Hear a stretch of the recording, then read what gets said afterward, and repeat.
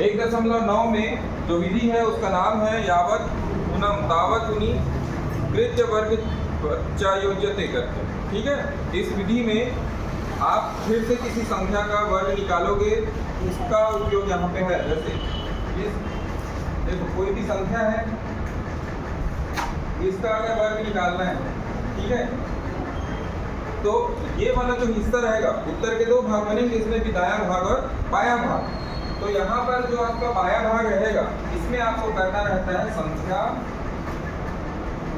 Plus minus विचलन। ये है उत्तर का बायां भाग। उत्तर के दाएं भाग में आपको करना रहता है विचलन। अब ये प्लस या हो या माइनस हो, इसका वर्ग। बस किसी भी संख्या का अगर वर्ग निकालना है तो उत्तर के दो भाग होंगे, उत्तर के दाएं भाग में आप विचलन का वर्ग लिखोगे और उत्तर के आपके बाएं भाग में संख्या के साथ विचलन को जोड़ना या घटाना है। कब जुड़ेगा? जब विचलन धनात्मक होगा। कब घटेगा? जब विचलन ऋणात्मक होगा। जैसे कोई सा प्रश्न ले लेते हैं, इसमें क्या लिखा है? पहला प्रश्न 12 का वर्ग। देखो 12 का वर्ग, ये जो 12 है, इस 12 के लिए आधार कितना होगा? कितना होगा? 10। विचलन कितना होगा?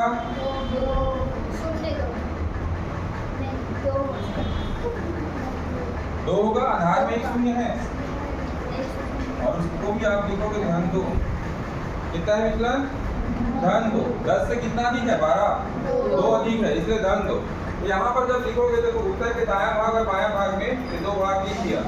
तो ये जो आपका दायां भाग है, इसमें क्या लिखा हूँ? विचलन का वर्ग। तो विचलन यहाँ पे कितना है?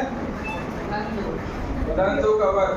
और इसमें उत्तर के बाएं भाग में क्या लिखा हूँ? संख्या प्लस माइनस विचलन। प्लस कब रहेगा? जब विचलन धनात्मक है। ऋण कब रहेगा? जब विचलन ऋणात्मक हो। तो यहाँ पे संख्या कितना मिला है? संख्या कितना है आपका? 12 और प्लस ये विचलन कितना है? 2। अब इसी को आगे जब लिखोगे तो 12 और 2 14 और उत्तर के दाएं भाग में 2 का वर्ग 4। तो इस प्रकार से आपका जो अंतिम उत्तर होगा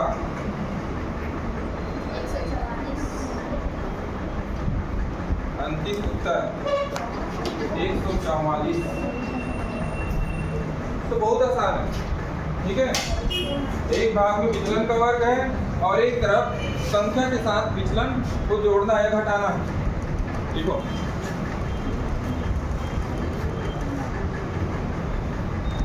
देखो एक चीज हमेशा समझो, ये 996 गुणा 996 अपने पारंपरिक विधि से ट्रेडिशनल मेथड से करोगे ना तो बहुत समय लगेगा। ठीक है, लेकिन इसमें देखो 996 को पूरा करना है तो कितना कम समय में आप बना सकते हो।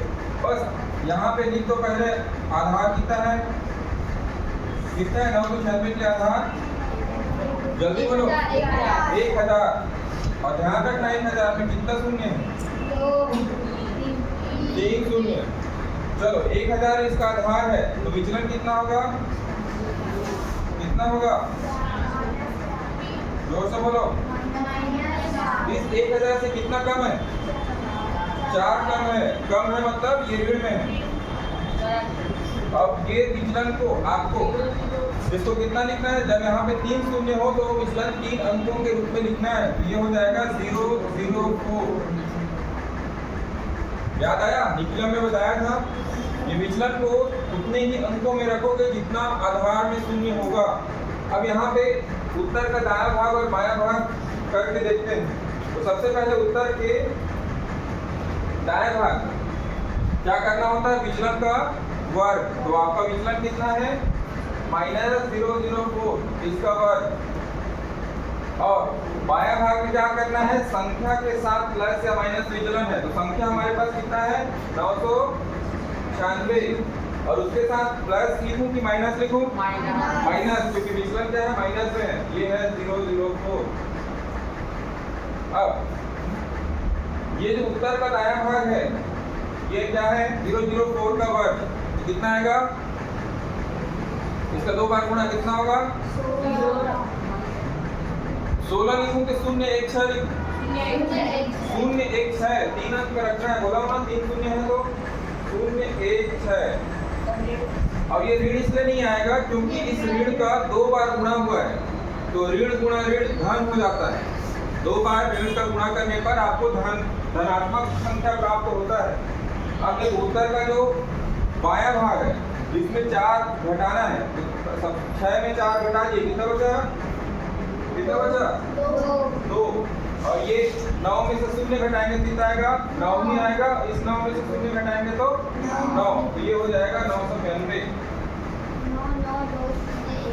ये आपका अंतिम उत्तर है, यहाँ पे लिखना रहेगा।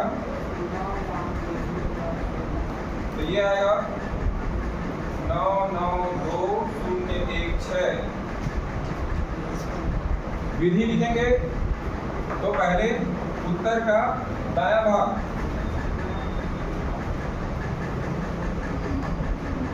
उत्तर का दायां भाग